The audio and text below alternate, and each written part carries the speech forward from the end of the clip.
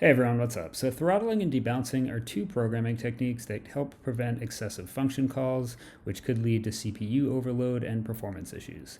So an example of throttling would be tracking view size updates or like a scroll position. Like say here I want to track the Y coordinate of the window to change the UI as I scroll down. If I scroll very fast, that might fire, I don't know, 60 times per second. So I do not want to make 60 function calls a second to update the UI because that would be very excessive.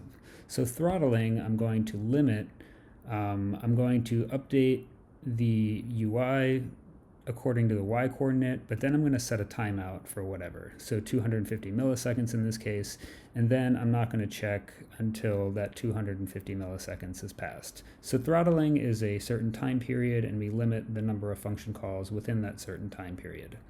Debouncing is a little bit different. Debouncing is just making one call after a certain event, after a certain time period. A good example of this is user input. So say I have a user that's typing very fast into a text box. Obviously, I don't want to make a request after every character stroke because that would be very excessive. So I detect when the user stops typing, and then like, I don't know, 250 milliseconds or 500 milliseconds later, I make a request. Let me know if you have any questions, and thanks for tuning in.